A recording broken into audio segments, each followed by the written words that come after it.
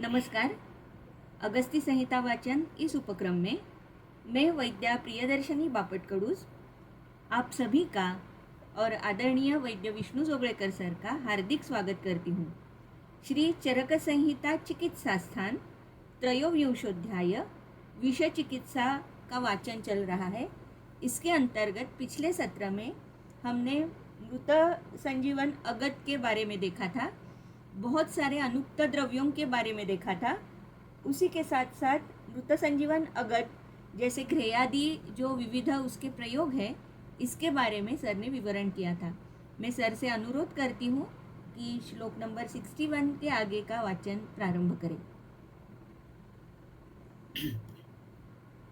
धन्यवाद प्रियदर्शनी और सभी श्रोतागण। आज हम श्लोक क्रमांक 61 से शुरू करने जा रहे हैं। अभी ये 61 to 64 ये जो श्लोक है वो स्ट्रैटेजिक ऐसे कह सकते हैं। मृत संजीवन अगद एक कल्प है, आगे आने वाला गंधहस्ती अगद वो भी एक कल्प है, लेकिन चिकित्सा का क्रम क्या होना चाहिए इसके बारे में ये महत्वपूर्ण श्लोक है। तो शुरू करते हैं। मंत्रैहि धमनी बंधो अवमार्जनम कार्यम आत्मरक्षा च दोषस्य विषम यस्य स्थाने स्यात् तम जयेत् पूर्वम वातस्थाने स्वेदो दध्ना नतकुष्ठकल्कपानं च घृतमधुपयो अम्बुपान अवगाह सेकाश्च पित्तस्थे क्षारागदः कफस्थानगते स्वेदस्तथा शिराव्यधनं दूषीविषेथ रक्तस्थिते शिराकर्म पंचविधम भेषजम एवं कल्प्यम भिषग्विदा आलक्ष्य सर्वदा सर्वं स्थानं जयेत् हि पूर्वं स्थानस्थस्य अविरुद्धं च। तो अब इसका अर्थ देखेंगे। तो मंत्र से क्या करना है? तो धमनी बंद करना है, अवमार्जन करना है और आत्मरक्षा करनी है। ये तीन काम मंत्र से करने के लिए कहा गया है। अभी धमनी बंध मंत्र से होगा नहीं होगा इसके ऊपर कोई भरोसा नहीं है, तो अरिष्टा बंधन उसके लिए आवश्यक है, ऐसा सुश्रुत ने भी कहा है कि मंत्र की उपयुक्तता में बहुत सारी कठिनाइयां हैं। वो जिसने मंत्र सिद्ध किया है उसने विधिवत आचरण किया है या नहीं, मंत्र का उच्चारण स्वरहीन है या वर्णहीन है, इसके ऊपर बहुत कुछ निर्भर करता है। और मंत्र जैसे नाटक में कुछ वाक्य होते हैं और उसमें किस शब्द पे जोर दिया जाए उसके हिसाब से उसका अर्थ बदलता है। एक एग्जाम्पल देके बताता हूं। This is not my pencil, ऐसा वाक्य है। तो इसमें अगर हम ऐसा कहे कि this is not my pencil, my pencil is something else,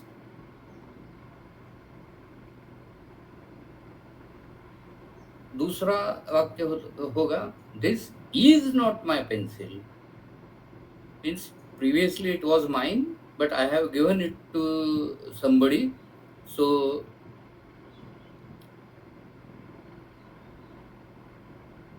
ये अभी मेरी नहीं है. So this is अगला वाक्य, this is not my pencil. ये पेंसिल मेरी नहीं है.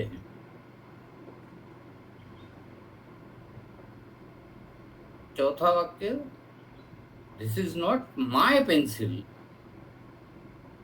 किसी दूसरे की हो सकती है. This is not my pencil, this is something else. Pencil के रूप में टॉर्च हो सकता है, कुछ भी हो सकता है. तो एम्फोसिस कहाँ है, उसके ऊपर जैसे वाक्यों का अर्थ बदलता है, उसी तरह मंत्र में एम्फोसिस कहाँ है, उसके ऊपर मंत्र की सिद्धि है. ऐसा जो सिद्ध मंत्र लोग हैं उनसे उनसे संवाद करते हुए समझ में आया है. तो ये सब चीज़ें हैं. तो धमनी बंध के बारे में तो सुश्रुत ने कहा है कि मंत्र से सबसे बड़ा अच्छी तरह होगा, लेकिन धमनी बंध मंत्र से कितना होगा, ये इसके ऊपर मुझे तो आशंका है. अवमार्जनम इति विषस्य प्रतिलोमेन मार्जनम मंत्रैरेव कार्यम. विष का प्रतिलोम तरह से निकाल देना, ऐसा या धो देना, ऐसा इसका अर्थ है. वो मंत्र से दिशा कैसी तय करते हैं, उसके कुछ साधन मंत्रवेत्ताओं के पास होते हैं. कुछ लकड़ी का डंडा या उनका कमंडलू होगा, या फिर कुछ सुवर्णशला का जैसा एक शस्त्र होता है, तो उसका प्रयोग वो करते हैं और प्रतिलोम गति से विष का अवमार्जन करते हैं. यानी विष ऊपर चढ़ने लगा है तो ऊपर से नीचे उस साधन का प्रयोग करके मंत्र पढ़ते. तीसरा महत्वपूर्ण कार्य है, वो है आत्मरक्षा. आत्मरक्षा भूतावेश निषेधार्थम. तो शरीर में भूत का प्रवेश न हो, उससे आत्मा की रक्षा हो, इसके लिए मंत्र का अवचारण करना चाहिए.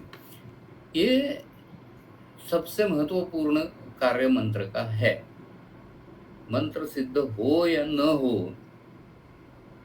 मंत्र पढ़ा गया है, मंत्र का प्रयोग किया गया है, इससे रुग्ण को जो सुकून मिलता है, जो आश्वासन मिलता है, उससे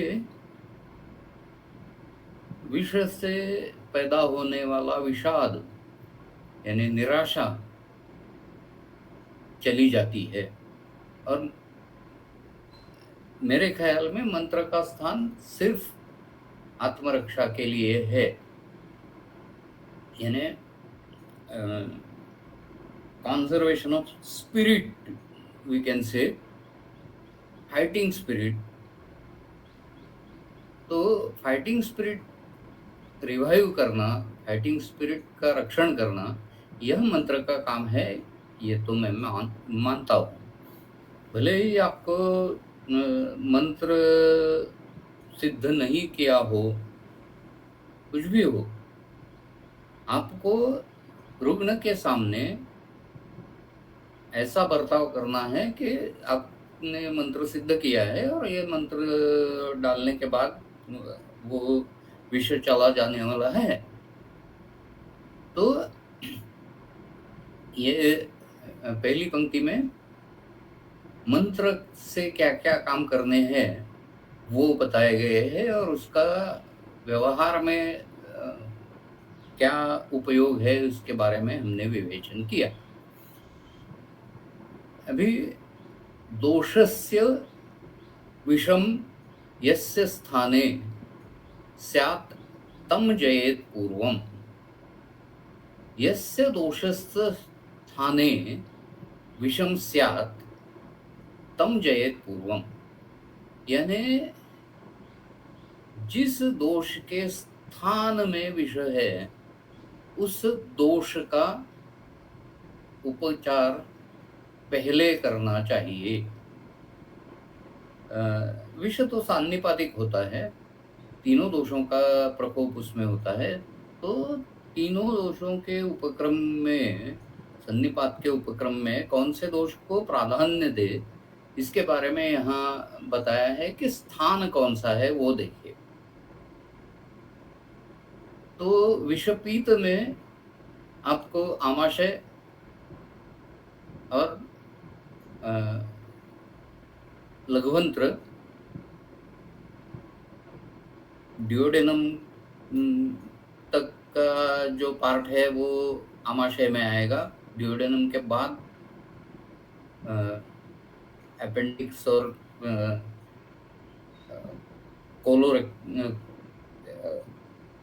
क्या इंटेस्टिनो जेजुनो रेक्टल जेजुनो कोलोनिक जंक्शन, ये जो है वहाँ तक का भाग ये पित्ताशय में आएगा और फिर कोलोन, अपेंडिक्स, सीकम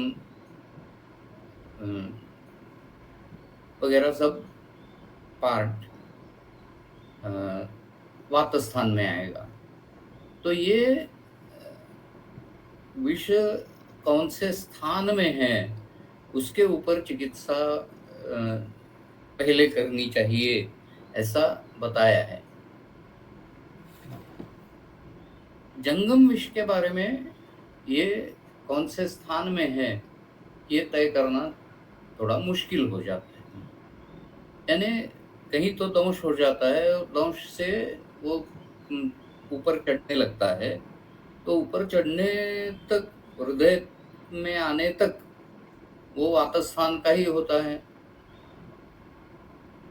हृदय में आने के बाद वो पूरे शरीर में फैल जाता है और उसमें कफ स्थान में लक्षण है या पित्त स्थान में लक्षण है उसके ऊपर ये तय होगा, लेकिन पहला पार्ट होगा वो वात का ही होगा। जो विषपीत है उसमें पहले आमाशय, फिर पित्ताशय, पित्त स्थान, पश्चमानाशय और उसके बाद वाताशय या पक्वाशय, ऐसा क्रम होगा। तो कफपित्त वात विषपीत में और वात पहले और बाकी के दोष बाद में, वो कौन सा क्रम रहेगा वो विष के ऊपर निर्धारित होगा। ये जंगम विष में है, यानी अगर लूता का विषय है तो उसमें कफ प्रकोप होता है, मंडली सर्प का है तो पित्त प्रकोप होता है, दर्वीकर सर्प है तो वात प्रकोप होता है। तो इस तरह से हर एक विषय का दोषों का क्रम अलग रहेगा। तो ये चिकित्सक को जान लेना चाहिए कि कहाँ क्या करना है। अभी अगली पंक्ति है, वातस्थाने स्वेदो दध्ना नतकुष्ठ कल्क पानम च। तो वातस्थान में स्वेद का प्रयोग करना चाहिए। नत या तगर और कुष्ठ इनका कल्क देना चाहिए। अभी यहाँ बीच में जो शब्द है दधना, तो इसका संबंध स्वेद से लगाएं या पान से लगाए, इसके बारे में कुछ बताया नहीं गया है। पंचकर्म के पंच महर्षि कस्तूरे जी इस श्लोक में दधि स्वेद ऐसा प्रयोग किया है, ऐसा कहते हैं। यानी गरम दही से स्वेद करना चाहिए, ऐसा उनका मानना है। तो यहाँ दधना स्वेदो ऐसा उन्होंने अन्वय लगाया है, लेकिन ये अन्वय उतना ठीक नहीं लगता है। तगर और कुष्ठ इनके कल्क का सेवन दधि अनुपान से किया जाए, ये ज्यादा सुसंगत संयुक्तिक ऐसा लगता है। मैं तो कस्तूरे जी की बराबरी नहीं कर सकता, फिर भी मेरा मानना ऐसा है कि यहाँ दधना यह शब्द का संबंध नत कुष्ठ कल्क पान से है।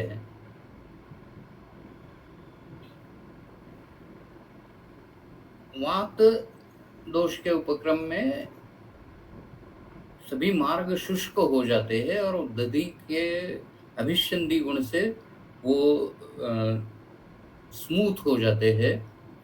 तगर और कुष्ठ दोनों वातघ्न वनस्पतियां हैं, पावरफुल एरोमेटिक ऐसी वनस्पति है।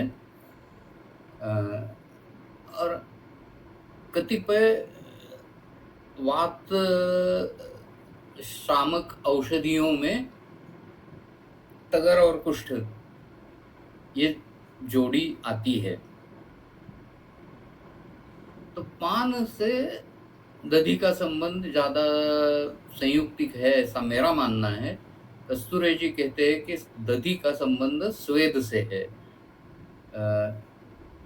मैंने केरल में कहीं भी दही से स्वेदन ऐसा नहीं देखा है। तो आपके सामने मैंने आकलन, कस्तूरे जी का आकलन जो है वो दिखाया है। मेरे ख्याल से उसमें ज्यादा तथ्य नहीं है। तगर और कुष्ठ के कल्क का पान दधि से करना चाहिए। कुष्ठ के बारे में मैं पिछले व्याख्यान में बता चुका हूँ कि कुष्ठ सौसूरिया लापा मिलता है, लेकिन उसके लिए लाइसेंस की मीन्स लाइसेंस फार्मर्स से आप ले सकते हैं। और कश्मीर जम्मू में कुष्ठ का कुछ ऑथेंटिक प्रोडक्शन होता है और वहां से मिल सकता है। अभी पित्तस्थे यानी पित्ताशय में स्थित, पच्चमानाशय में स्थित ऐसा विषय जब होगा तो घृत मधु पयो अम्बुपान, घृत मधु पयो अम्बुपान यानी यहाँ कुछ वा शब्द का प्रयोग नहीं किया है। तो इन चारों का घोल करके देना है। दूध है, शहद है, घी है और पानी है। तो अभी देखिए, पानी में में घृत तो घुल नहीं जाता। दूध या शहद पानी में घुल जाता है, तो ये एक सस्पेंशन तैयार करना है। तो उसको विगरसली उसमें क्या मंथन करना चाहिए। तो ये चारों चीजें लेके उसका मंथन करके वो पान के लिए देना है। अवगाह और सेक ऐसा यहाँ लिखा है, उसका घृतो मधु पयो अम्बु इससे कोई संबंध नहीं है। अवगाह के लिए अलग चीजें इस्तेमाल की जाती है, चंदन उशीर ऐसा अवगाह और सेक दोनों कर सकते हैं। अवगाह और सेक में फर्क ऐसा है कि सेक से परिषेक से तुरंत और मल्टीपल पॉइंट्स पे क्रिया होती है। अवगाह में दीर्घकाल क्रिया होती रहती है। परिषेक में तुरंत होती है, लेकिन तुरंत कम भी हो जाती है। तो परिषेक जब करना है तो उसका एंड पॉइंट दोषों के चलन से संबद्ध है। जब रोमहर्ष होगा तब परिषेक बंद करना चाहिए। अवगाह के बारे में उसको एक मुहूर्त, एक प्रहर ऐसा कालावधि उसमें हम देख सकते हैं। एक मुहूर्त यानी 24 मिनट, ये कालावधि बहुत सारे रुग्णों में ठीक रहता है। उससे ज़्यादा अवगाह से फायदा नहीं होगा, यानी लॉ ऑफ डिमिनिशिंग रिटर्न्स यहाँ हमें दिखाई देता है कि कुछ भी क्रिया जब हम शुरू करते हैं तो उससे शुरू में ज़्यादा लाभ होता है, लेकिन धीरे धीरे क्रिया बढ़ाने से, डोज बढ़ाने से उसका फायदा जितना पहले होता था उससे कम होने लगता है। ये हर चीज में है। यानी व्यायाम, अगर व्यायाम हम शुरू करते हैं तो पहले दौर में उसका असर जितना होगा उतना असर 3 महीने के बाद नहीं होगा। व्यायाम बढ़ाने से और ताकत बढ़ेगी, ऐसा 6 महीने के बाद तो होगा नहीं। उसको 4-5 बरस व्यायाम करते रहने से ताकत बढ़ जाएगी, लेकिन 5 बरस करने के बाद 6ठे बरस में बहुत ज़्यादा फायदा होगा, ऐसा नहीं है। तो ये लॉ ऑफ डिमिनिशिंग रिटर्न्स ये अवगाह में हमें दिखाई देता है कि पहले चरण में उसके शरीर अवगाह के पात्र में डुबो दिया, तो पहले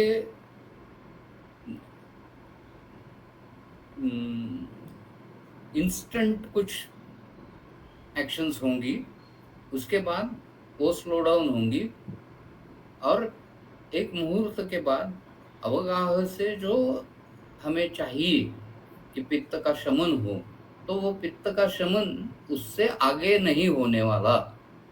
जितना हो सके उतना वो एक मुहूर्त में हो जाएगा। तो ये हर एक कर्म में हमें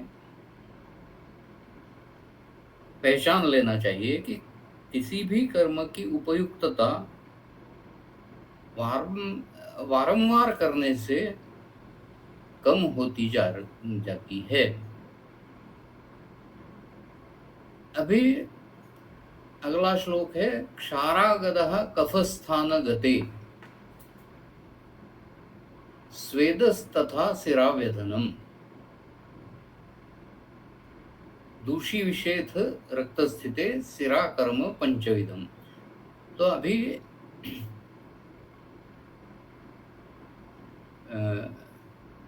कफ स्थानगत विष जब होता है तो क्षारागद यह अगद देना है। स्वेद, अभी वात स्थान में स्वेद और दधि स्वेद के बारे में हमने देखा है। 24 उपक्रमों में स्वेद का समावेश नहीं है। चतुर्विंशति उपक्रमेषु न उक्तः,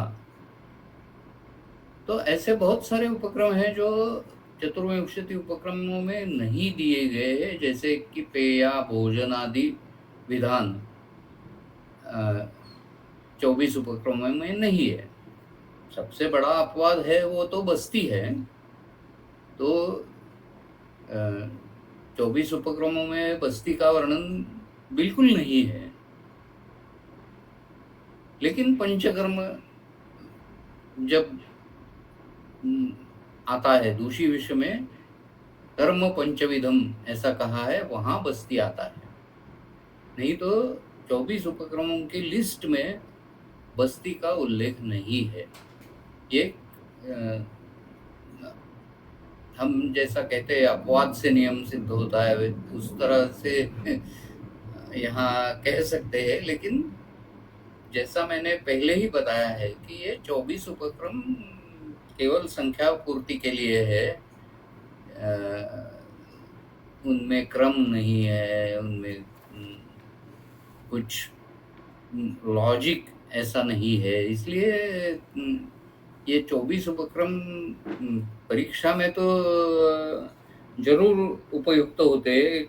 श्लोक लिख देना और उसके बाद हर एक का वर्णन करना, ये तो सेकंड ईयर के स्टूडेंट्स के लिए अच्छी बात रहती है। लेकिन चिकित्सा करना है तो सुश्रुत के हिसाब से करना ज़्यादा अच्छा रहता है। तो स्वेद इस उपक्रम का चतुर्विंशति उपक्रमों में वर्णन नहीं है। लेकिन यहाँ हमने देखा है कि वात स्थान में है, फिर कफ स्थान में भी है, फिर दूषी विष में भी है। तो यह कर्म अभी देखो, ये सभी टीकाकार जो है वो जो भी कुछ लिखा है वो कैसा सही है, ऐसे लीगल आर्गुमेंट्स की तरह सुप्रीम कोर्ट में जिस तरह से आर्गुमेंट्स चलते हैं, उस तरह कुछ न कुछ आर्गुमेंट देके ये जो कहा है वो सही कहा है ऐसा हमेशा कहते रहते। कोई भी टीकाकार जिस ग्रंथ की टीका कर रहा है वो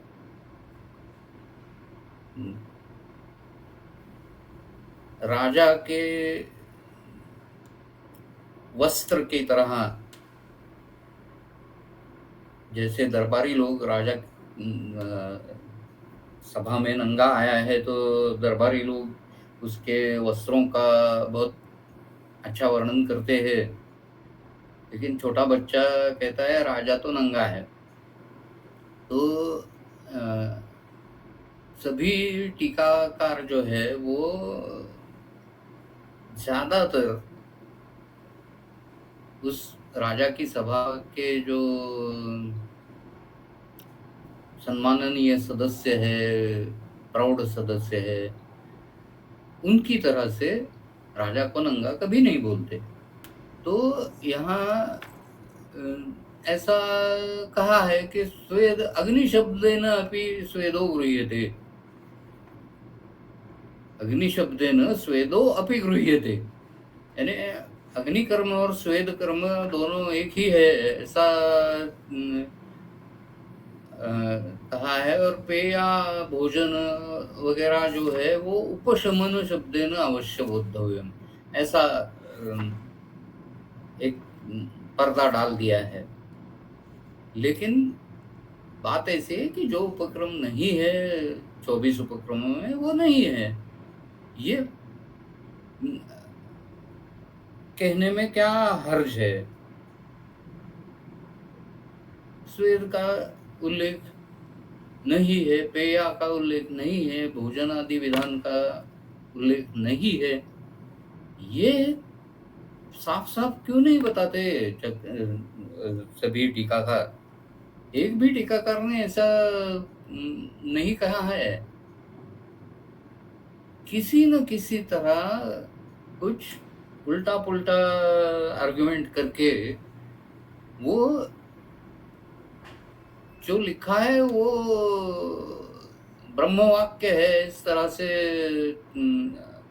बर्ताव करते हैं। तो मैं तो स्पष्ट वक्ता हूँ, जो मुझे सही लगता है वो मैं बता देता हूँ। आप में से किसी को ग्रंथों के ऊपर मैं ऐसी कैसी टीका कर सकता हूँ, या टीकाकारों से मैं बड़ा हो गया क्या वगैरह, ऐसा आपको लगे तो मैं उसमें कुछ नहीं कर सकता। आप मुझे बदल नहीं सकते, मैं आपको बदल नहीं सकता। तो यहाँ स्वेद है, कफस्थानगते स्वेदः। यह सर्वांग स्वेद है या एकांग स्वेद है, इसका उल्लेख नहीं है। कफस्थान पे स्वेद करना है ऐसा नहीं है कहा गया है। स्वेद में तो 14 प्रकार के स्वेद है, उसमें से कौन सा करना है यह वैद्य की वैद्य का निर्णय है। सामान्यतः गर्म कपड़े से सेकना या ईंट से सेकना, यह कफ के लिए ज़्यादा उपयुक्त है। और वात के लिए स्निग्ध स्वेद देना चाहिए। कफ के लिए रुक्ष स्वेद देना चाहिए, इतना ही हम कह सकते हैं। यहाँ कफस्थानगते शिरावेदनम ऐसा कहा है। दूषी विषयथ रक्तस्थिते शिराकर्म ऐसा लिखा है। शिराकर्म, यहाँ शिरा और कर्म, इसमें स्पेस नहीं है इस पाठ में। तो शिरा कर्म यानी शिरावेद, और फिर कर्म पंचविधम, तो कर्म शब्द दोनों तरह जुड़ जाता है।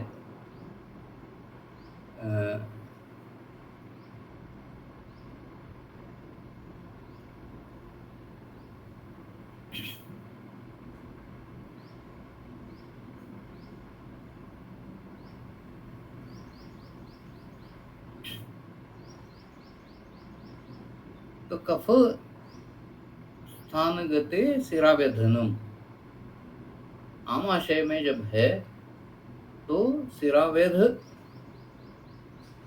करना है। यहाँ फिर चक्रपाणी जी ने शिराकर्म पंचविधम इति पंच शिरावेद, यानी 5 शिराओं का वेदन करना है, ऐसा अर्थ लगाया है। इतनी जरूरत नहीं होती है। और वो दूषी विष के बारे में है। कफस्थानगते क्षारागदः स्वेदः शिरावेदनम। तो यह शिरावेद कहाँ से करना है, वो तो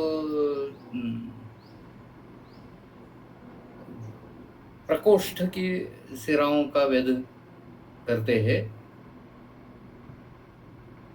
कफ स्थान है तो दक्षिण सिरा का व्यध करते हैं, पित्त स्थान है तो वाम सिरा का वाम प्रकोष्ठ की सिरा का व्यधन करते हैं। दूषी विषय अथ रक्त स्थिते, दूषी विष जब रक्त में स्थित है तब सिरा कर्म पंचविधम, यानी सिरा कर्म करना है, ये 5 सिराओं का वेधन करना है, या फिर सिरा वेद करना है और पंचकर्म करना है। क्योंकि चरक संहिता में पंचकर्म में रक्तमोक्षण नहीं है।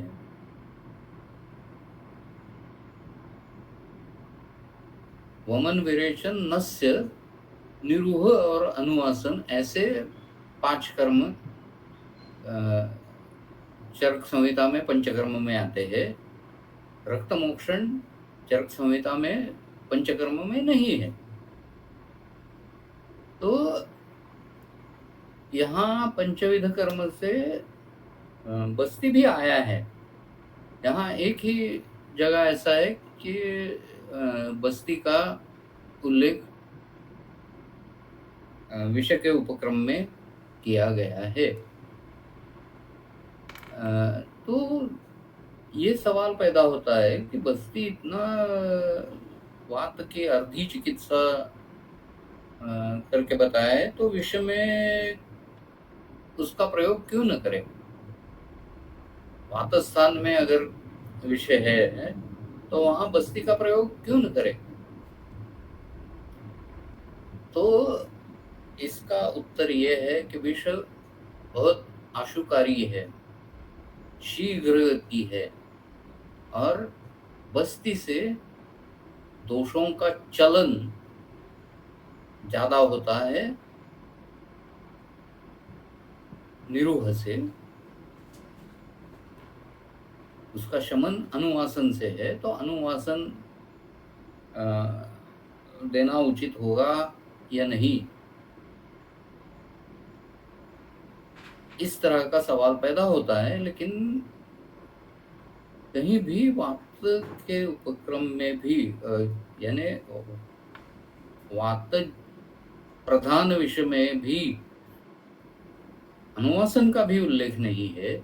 यह लक्षणीय भाव है।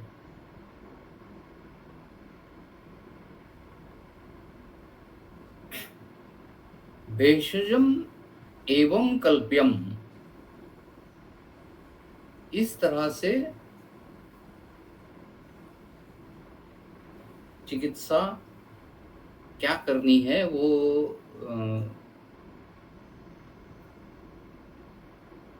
भिषग्विद, यहाँ एक अलग शब्द किया है, भिषग्विद।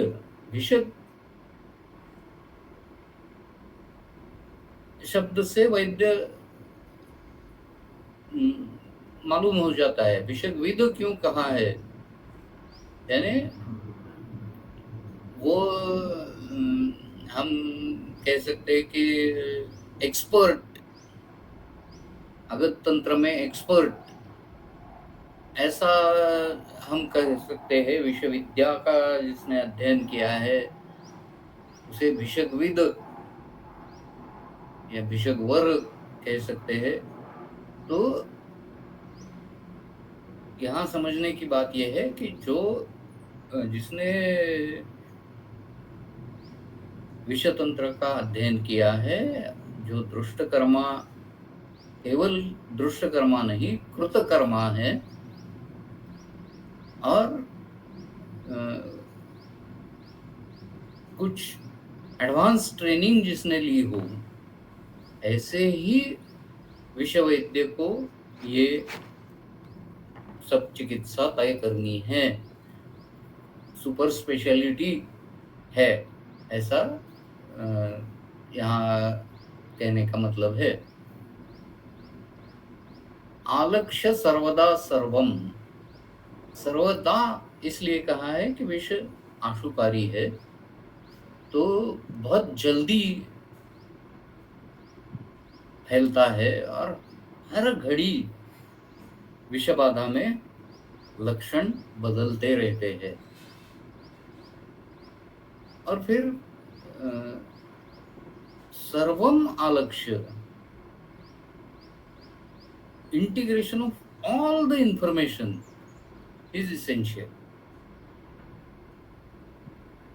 दर्शन स्पर्शन प्रश्न से जो भी इंफॉर्मेशन हमें मिलती है उसका पूरा इंटीग्रेशन करना, यह स्पेशलिटी का काम है। तो पूरा इंटीग्रेशन करना है और उसमें से जो बात प्रोमिनेंट है उसके ऊपर पहले उपचार करना चाहिए, ऐसा यहाँ देखा गया है। और उपचार करते वक्त भी हमेशा लक्षणों के ऊपर ध्यान देना चाहिए, उसको भूलना नहीं चाहिए। रिपीटेड इवेल्युएशन, ये टॉक्सिकोलॉजी का बहुत महत्वपूर्ण प्रिंसिपल है। स्थानम जयेद ही पूर्वम स्थानस्थस्य अविरुद्धम च, यानी पहले स्थान के ऊपर विजय प्राप्त करें। यानी स्थान का जो फंक्शन है, क्रिया है जो बिगड़ गई है, वो पहले ठीक करनी है। जिस स्थान की भी क्रिया बिगड़ गई है तो उस स्थान के ऊपर जय प्राप्त करना है। उस स्थान की क्रिया जो है वो प्रस्थापित करनी है। अभी ये स्थान के ऊपर विजय प्राप्त करने में कुछ दिक्कतें हो सकती है। विषय सान्निपातिक है, तो किसी भी स्थान में विषय हो, तो किसी भी दोष के स्थान में विषय हो, तो सिर्फ उस दोष की लक्षण वहां होंगे ऐसा हम बता नहीं सकते। हमेशा हर स्थान में दूसरे दोषों के लक्षण दिखाई देते हैं। तो वात स्थान में कफ और पित्त के लक्षण भी दिखाई देंगे, कफ स्थान में वात और पित्त के लक्षण भी दिखाई देंगे, और पित्त स्थान में वात और कफ के लक्षण भी दिखाई देंगे। तो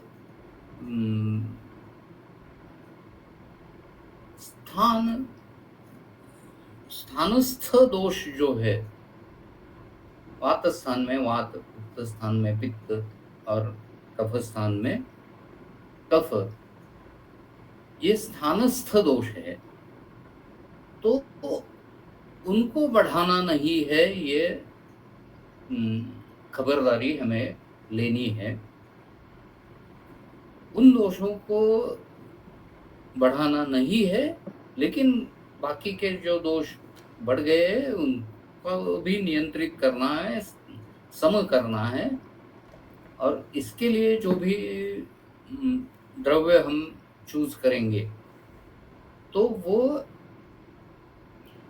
इस प्रकार से चूज करना है। सपोज अगर कफ स्थान में पित्त का प्रकोप हुआ है तो कफ पित्त शामक, इस तरह के द्रव्य हमें चूज करना है।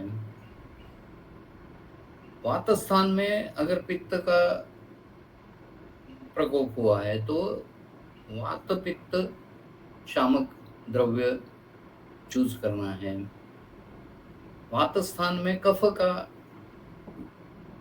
प्राधान्य है तो वात कफ घन, इस तरह का प्रयोग हमें करना है। अभी ये चूज कैसे करना, इसका एक सिंपल तरीका बताता हूँ। अष्टांग हृदय में जो शोधनादि गण संग्रह अध्याय दिया है उसमें विषगण परिणाम जिनका है, ऐसे बहुत सारे गण हैं। तो उनमें से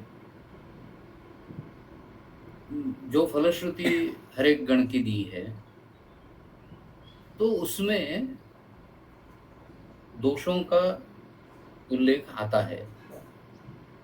यानी एलादि गण वात कफ शामक है,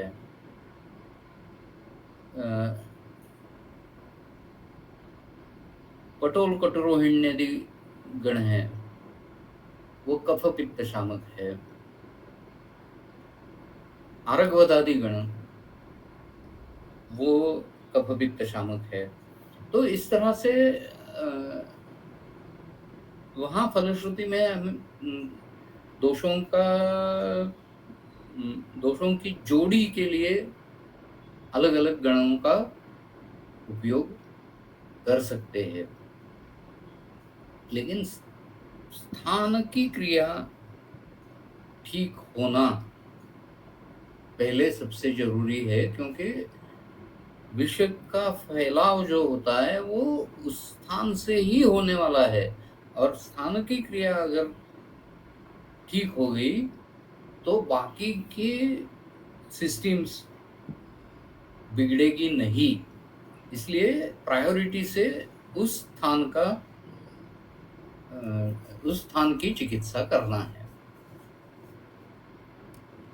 अभी हम अगले श्लोक की तरफ जाते हैं।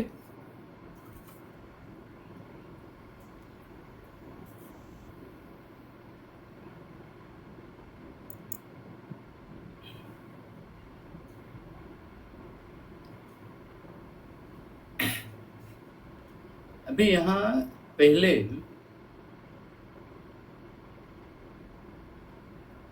उपधान उपक्रम का एक फिर से वर्णन है, और उसका कुछ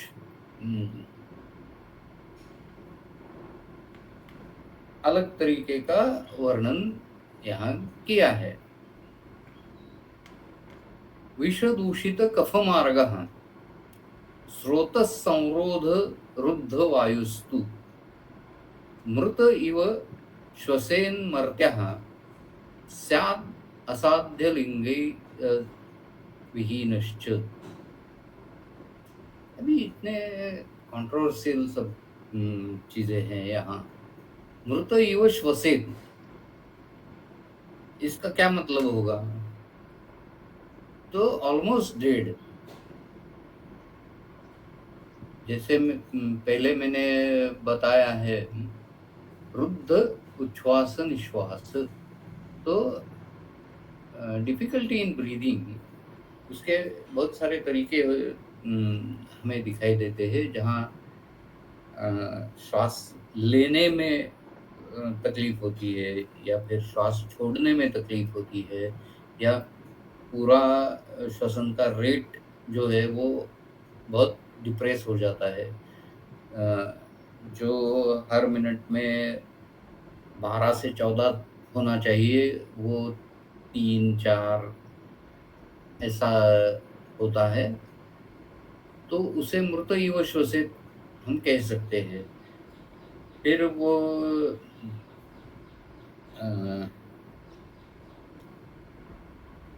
चाइन स्ट्रोक ब्रीदिंग जिसे कहते हैं, यानी धीरे धीरे वो कम हो जाता है, फिर अचानक स्पर्ट ज़्यादा जल्दी श्वास लेना होता है, फिर बाद में धीरे धीरे कम होने जाता है।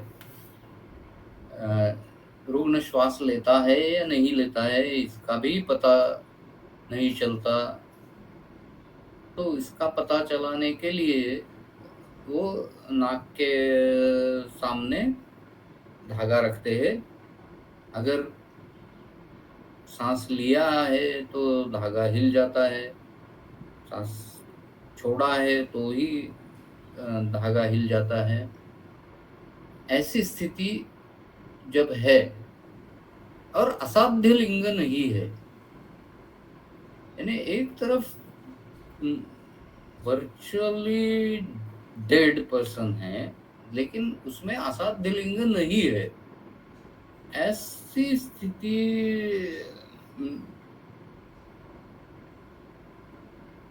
तो आती नहीं है। असाध्य लिंग कहीं ना कहीं तो होते ही है। इस तरह का इस तरह के प्रसंग से जो व्यक्ति जाता है उसमें परमानेंट डैमेज कुछ ना कुछ तो होने वाला ही है। असाध्य यानी मर जाने वाला है। जब तक सांस चालू है तब तक असाध्य लिंग नहीं है, ऐसा हम कह सकते हैं। ये असाध्य लिंग विहीन प्रागुक्त नील औष्ठादि भी नील औष्ठ ये भी असाध्य लिंग नहीं है। साइनोसिस, सेंट्रल साइनोसिस या पेरिफेरल साइनोसिस, इसके ऊपर हम ऑक्सीजन दे सकते हैं या चमरी व्यजन कर सकते हैं। चमरी से हवा दे सकते हैं। मुंह में हवा फूंक सकते हैं। बहुत सारी चीजें हम कर सकते हैं। किस ऑफ लाइफ जिसे कहते हैं, वो अटेंडेंट जो होगा वो बड़ी सांस लेगा और रुग्ण के होठों से लगकर अपने फेफड़े की हवा रुग्ण के शरीर में प्रविष्ट करेगा। ये फर्स्ट एड का बहुत अच्छा तरीका है। किस ऑफ लाइफ ऐसा उसे कहते हैं। तो नील औष्ठ ये असाध्य लिंग कहा गया है। इसका मतलब इतना ही लेना चाहिए कि जब तक नील औष्ठ है तब तक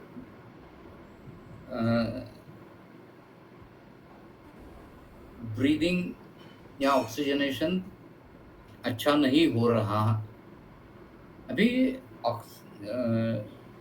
हाइपोक्सिया जो कहते हैं वो भी 4 तरह का होता है। जब आजू बाजू की हवा में ऑक्सीजन नहीं है, यानी कहीं सबमरीन में वगैरह या किसी बंदिस्त जगह में आदमी है, तो वहाँ जो ऑक्सीजन होगा वो उसका इस्तेमाल कर लेने के बाद वहाँ ऑक्सीजन होगा ही नहीं। तो ऐसी स्थिति में हाइपोक्सिया होता है। कई बार ऐसा होता है कि इररेस्पिरेबल गैसेस की वजह से एस्फिक्सिया होता है। फिर ऑक्सीजनेशन ऑफ ब्लड जो फेफड़े में होता है, लंग्स में, वो ट्रांसफर ऑफ ऑक्सीजन कई विषय द्रव्यों में नहीं होता। साइनाइड ऐसा एक द्रव्य है जिससे या कार्बन मोनोऑक्साइड से क्या होता है कि कार्बोक्सी हीमोग्लोबिन जो तैयार होता है वो मोनोऑक्साइड से मोनोऑक्साइड जो है उसकी एफिनिटी, कार्बन मोनोऑक्साइड की एफिनिटी ऑक्सीजन से भी ज़्यादा है हीमोग्लोबिन के साथ। तो कॉम्पिटिटिव इनहिबिशन होता है आरबीसीज में। कार्बन मोनोऑक्साइड पहले प्रविष्ट होता है और ऑक्सीजन को बाहर ही रोक देता है। तो यहाँ भी नील औष्ठ होने वाले हैं। फिर टिश्यू लेवल पे कई विषय द्रव्य ऐसे हैं कि जो टिश्यू लेवल पे ऑक्सीजन प्रोवाइड करने से रोकते हैं। बोटुलिनस या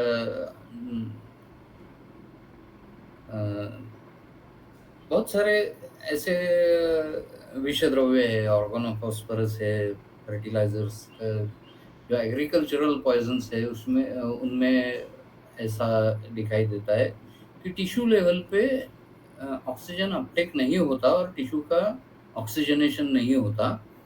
अ, तो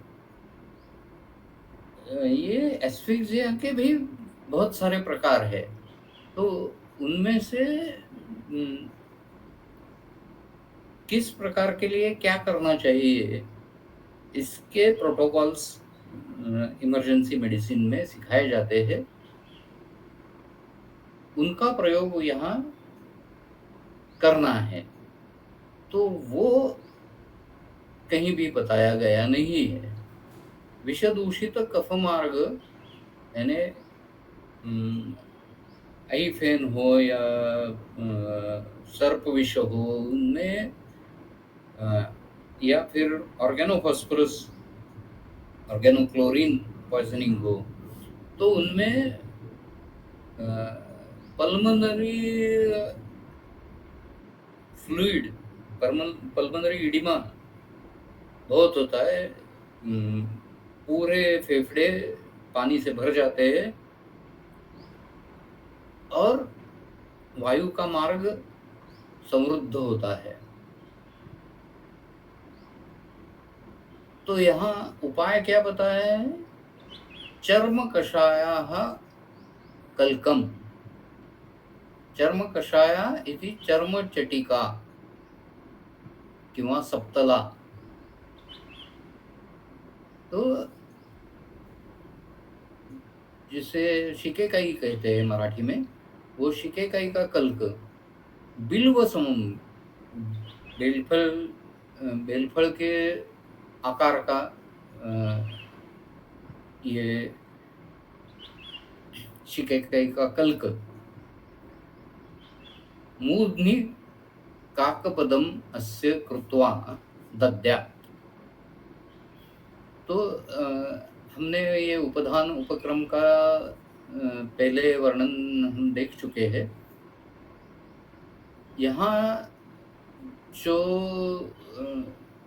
बताया है सातला कल्क या शिकेकाई का कल्क, उसका एक गोला करके वो मूर्धा पे काकपद छेद यानी जो 4 छेद लेने हैं और वहाँ ये लगाना है।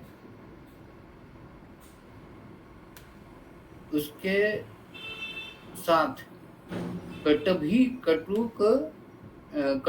कटफल प्रथमनम च, कटभी कटु का कटफल, ऐसे 3 द्रव्यों का, क से शुरू होने वाले 3 द्रव्यों का प्रथमन नस्य देना है। अभी छागम गव्यम माहिषम वा मांसम कौक्कुटमेव वा दद्यात् काकपदे तस्मिंस्ततः संक्रमते विषम। अभी देखिए ये सातला कल्क है, उसके साथ प्रथमन देना है, यानी प्रथमन देने से दोषों को फेंकना है बाहर, ऐसा वर्णन किया है।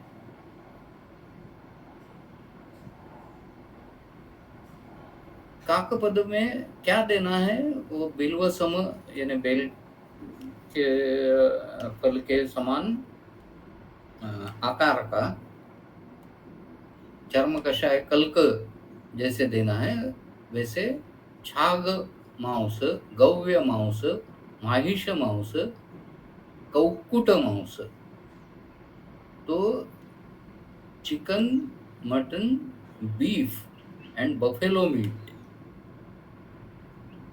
इन चारों चीजों का प्रयोग कर सकते हैं। तो ये उपक्रम हमने देखा तो उससे बहुत अच्छे उपक्रम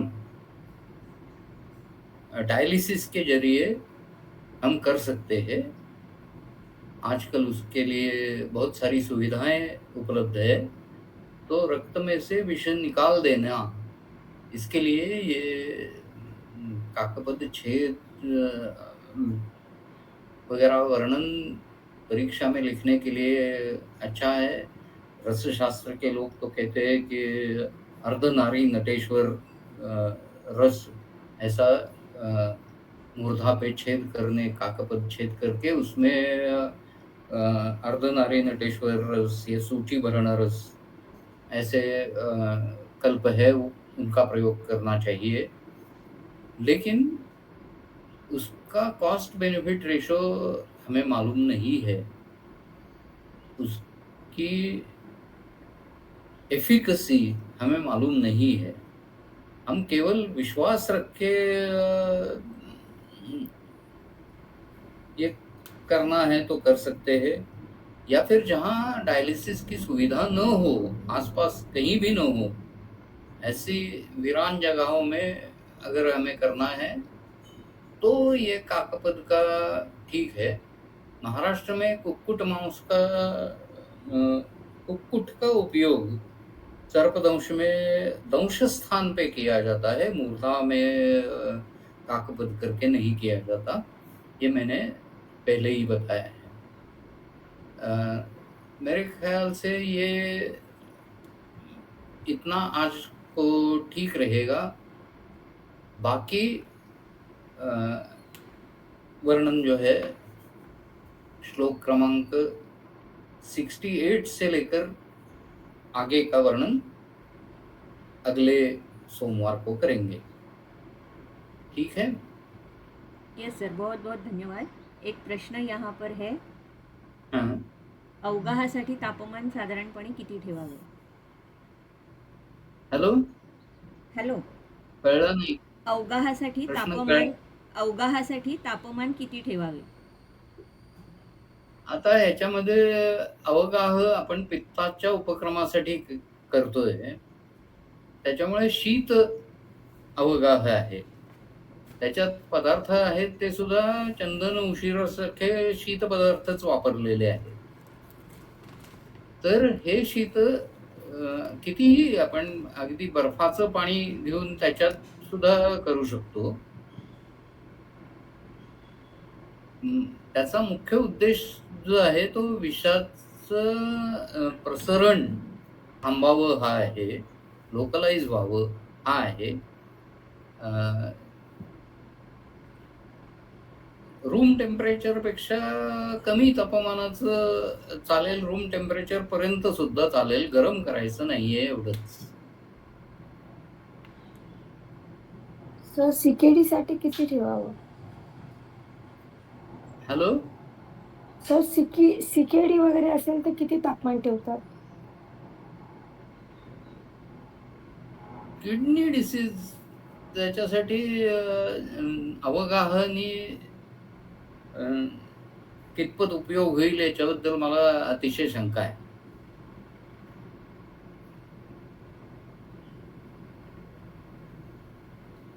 आपण औषधं कुठली वापरतोय आणि उष्ण अवगाह करतोय का शीत अवगाह करतोय, याच्यावरती अवलंबून आहे. इथं जो अवगाह सांगितलेला आहे तो पित्तासंबंधीचा अवगाह आहे आणि तो शीत अशा प्रकारचाच आहे. मग बाकी कंडिशन काय आहे? किडनी फंक्शन ठीक आहे का? लिव्हर फंक्शन ठीक आहे का? हा विचार करायचा आहे का पित्ताची लक्षणं दिसतायत, इन्फ्लमेशन दिसतंय, ते कमी करायचंय. हे उद्दिष्ट आहे. त्यामुळे टेम्परेचर किती हा प्रत्येक परंपरेमध्ये वेगळ्या पद्धतीने विचार केला जातो. काही परंपरांमध्ये अतिशीत हिमजलाचा वापर केला जातो. काही ठिकाणी सर्वांगधारा, अमृतधारा नावाचा उपक्रम केला जातो. त्याच्यात अतिशय थंड पाण्याने परिषेक केला जातो अवगाहासाठी साधारणपणे चंदन आणि वाळा यांचा काढाच असतो, पण खूप डायल्यूट काढा असतो. म्हणजे षोडशांश काढा वगैरे नाही, निम्मा केलेला असतो. आणि तो रूम टेम्परेचरला आणल्यानंतर मग त्याचा वापर करतात. त्याचा सीकेडीशी संबंध आपण जोडायचं काही कारण नाही. सीकेडीची ट्रीटमेंट आहे त्याच्यामध्ये अवगाह चा रोल काही फार प्रचंड आहे असं वाटत नाही.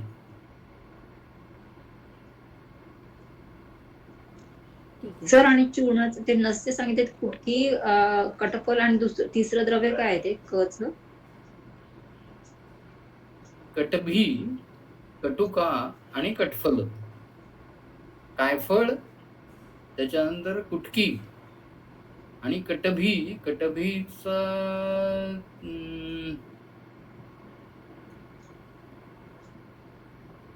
कटुकफला तिक्त अलाबू किंवा कटू त्रिकटू असे चक्रपाणींनी 2 अर्थ दिलेले आहेत. ओके कडू भोपळा आणि त्रिकटू असे 2 अर्थ चक्रपाणींनी सांगितले. Okay sir. आणि सर सिरावे तुम्ही म्हणजे कधी म्हणाले, म्हणजे राईट अँड लेफ्ट ते कसं हे म्हणाले, पित्ताच्या मध्ये नाही कपामध्ये सांगायचं. हा, साधारणपणे आपण जवळच्या सिरेचा वेध करतो. तर आता स्प्लीन आणि लिव्हर यांचा विचार करून कफाच्या बाबतीत डाव्या सिरेचा वेध करायचा आहे, पित्ताच्या बाबतीत उजव्या सिरेचा करायचा आहे. Okay sir. पण सर युजली आपण कसं पित्ताच्या ह्याच्यामध्ये सिरावेद असतं ना आपल्या पित्ताच्या ह्याच्यामध्ये, ह्याच्यामध्ये कफाच्या ह्याच्यामध्ये सांगितलं. हो, इथं कफाच्या ह्याच्यात सांगितलंय सिरावेद. म्हणजे सांगतोय की चरक संहितेमधला विषयचिकित्सा अध्याय हा अनुभव सिद्ध किती आहे याच्याबद्दल माझ्या मनात अतिशय शंका आहे. Okay sir.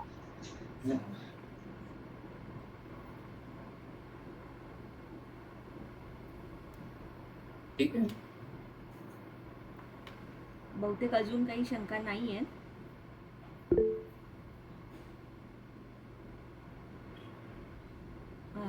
मग आपण थांबायला हरकत नाही. फक्त अवगाहाचं एवढंच की कुठल्याही व्याधीमध्ये, म्हणजे मी विषय नाही सांगत आहे, वातव्याधीमध्ये अवगाह जर करायचा असेल तर युजली असं होतं की ऋतू आणि रुग्णाची प्रकृती ह्याच्यावरती आपल्याला ठरवायला लागतं की किती त्या अवगाहाच्या वाथाचं तापमान असायला हवं. कारण त्याच्यावरतीच म्हणजे रुग्णालाच आपण विचारतो की हे सहन होतं आहे का बघ. आणि कपाळावर घाम येणं हा जो काही एक आपल्याकडे सम्यक स्वेदाचे लक्षण म्हणून आलेलं आहे, तर ते होईपर्यंत रुग्णाला अवगाहामध्ये आपण ठेवू शकतो.